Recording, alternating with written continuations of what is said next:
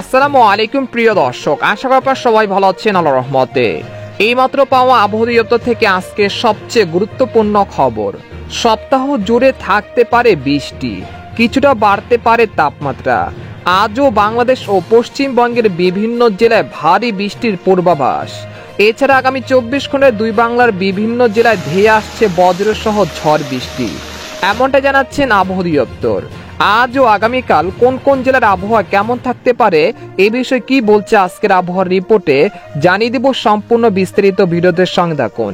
আর আপনি কোন জেলা থেকে আমাদের আবহাওয়ার খবরটি দেখছেন অবশ্যই কমেন্ট করে জানিয়ে দিবেন। আর সবার আগে সবার প্রথম সঠিক আবহাওয়ার খবর জানতে আমাদের চ্যানেলটিকে সাবস্ক্রাইব করে রাখুন। এবার জেনে নিন এক নজরে। আবহাওয়ার পূর্বাভাসে বলা হয়েছে, সক্রিয় মৌসুমী বায়ুর প্রভাবে চলতি সপ্তাহ জুড়েও দেশের অধিকাংশ জায়গায় বৃষ্টির আভাস রয়েছে।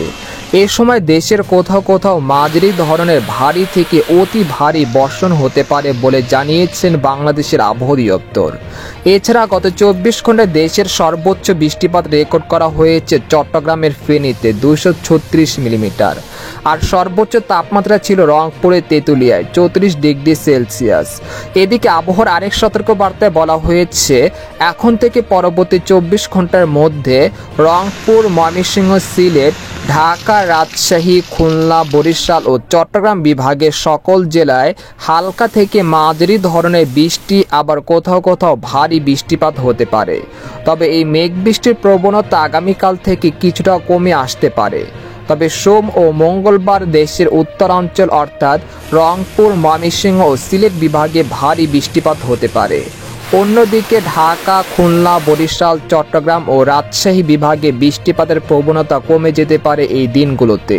তবে এই রকম পরিস্থিতি আগামী 10ই আগস্ট পর্যন্ত অব্যাহত থাকতে পারে। এদিকে বন্যার পূর্বাভাস। বর্তমানে খাগড়াছড়িতে টানা 2 দিনের ভারী বর্ষণ ও পাহাড়ি ঢলে নিম্নাঞ্চল প্লাবিত হয়েছে। পানিবন্দী হয়ে পড়েছে শতাধিক পরিবার। এছাড়া মুষলধারে বৃষ্টির কারণে চাঁদপুর শহরে প্রাণকেন্দ্র সহ বেশ কয়েকটি স্থানে হাঁটুর সমান পানি জমে গেছে। আর ভারী বর্ষণে কক্সবাজারের 7 উপজেলার অন্তত 300 গ্রামের কয়েক লাখ মানুষ পানিবন্দী হয়ে পড়েছে। খাবার ও পানির জলের সংকটও পড়েছে প্লাবিত এলাকার লোকজনদের। এদিকে সামুদ্রিক আবহাওয়া। বর্তমানে সক্রিয় মৌসুমী বায়ুর প্রভাবে উত্তর বঙ্গোপসাগর এলাকায় গভীর সঞ্চারণশীল মেঘমালা সৃষ্টি অব্যাহত রয়েছে।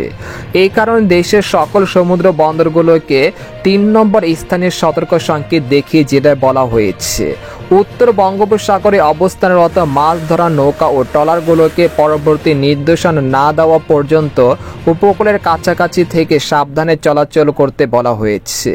তবে আগামীকাল 4 আগস্ট থেকে এই পরিস্থিতি ধীরে ধীরে স্বাভাবিক হতে শুরু করবে ইনশাল্লাহ। এদিকে বাংলাদেশের আবহাওয়াবিদ মোহাম্মদ হাফিজুর রহমান জানান, আজ সকাল 9টা থেকে পরবর্তী 24 ঘন্টায় রংপুর, রাজশাহী, ময়মনসিংহ, ঢাকা, খুলনা, বরিশাল, চট্টগ্রাম ও সিলেট বিভাগের অধিকাংশ জায়গায় অস্থায়ীভাবে দমকা হওয়া সহ হালকা থেকে মাঝারি ধরনের বৃষ্টি বা বজ্রসহ বৃষ্টি হতে পারে। সেই সাথে দেশের কোথাও কোথাও মাঝারি ধরনের ভারী থেকে ভারী বর্ষণ হতে পারে।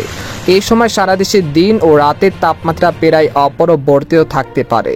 তো এই ছিল খবর। এরকম লেটেস্টিং আবহাওয়ার খবর জানতে আমাদের সাথেই থাকুন। ধন্যবাদ।